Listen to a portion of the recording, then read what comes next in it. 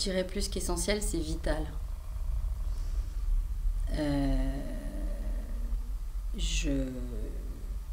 J'ai besoin de voir des films en salle. Peut-être parce que je suis habituée, je fais partie d'une génération qui a vécu ce cinéma-là, avant que l'ordinateur, les tablettes prennent le relais, que le numérique prenne le relais. Moi, je suis une enfant du cinéma photochimique, du cinéma sensible. Ça nous permet de nous évader, de ressentir des choses différemment, de prendre du recul. Des fois même, un film, il peut nous ouvrir des perspectives, en fait, nous faire réaliser des choses, voir des choses différemment d'un autre œil, prendre du recul. D'une manière différente que peut l'apporter la littérature, où on peut avoir soi-même tout son imaginaire dans l'imagination d'un personnage ou d'un environnement, d'une scène.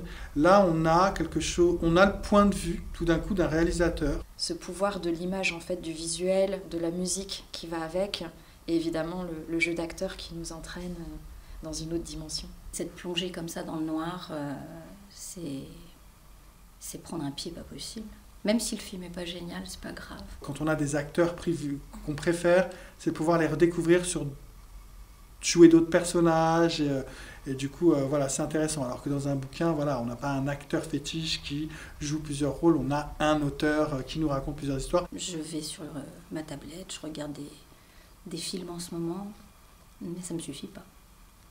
Il faut que je retrouve les sièges, les accoudoirs de l'écran. On ne peut pas vivre sans ces espaces. On ne peut pas nous priver indéfiniment et nous faire souffrir de la sorte indéfiniment. C'est pas possible. On vit dans une cruauté. Je trouve qu'on nous maltraite là, en ce moment. Ça devient de la maltraitance. On a une casse des services publics depuis des années, que ce soit la santé, la culture, l'éducation, et que quelque part, ce qui est en train de nous arriver maintenant n'est que le résultat de ces années de casse. On peut se retrouver ici et profiter de ces lieux, peut-être avec des jauges, peut-être avec encore de la comptabilité, mais on ne peut pas cesser définitivement, cesser comme ça, et vivre dans ce flou, c'est insupportable. On sait ô combien le personnel de ces lieux-là est hyper vigilant. On peut tout à fait porter un masque ou pas, j'ai envie de dire. Il y a possibilité de mettre de la distance. On est tous dans le même sens. Enfin, on n'est pas en train de se respirer les uns sur les autres. Les salles sont souvent des grandes salles, comme on a la chance d'avoir là à l'écran, une pièce avec un gros volume, où on sait très bien que ce n'est pas forcément des endroits où on peut se contaminer les uns les autres. Il n'y avait pas que les cinémas, il y a les musées, il y a les théâtres, il y a les opéras, les écoles d'art, puisque je suis enseignante. Je voudrais que mes élèves reviennent, qu'ils recréent, qu'on se retrouve. C'est faisable, c'est possible. On y est arrivé à l'automne. Personne n'est tombé malade.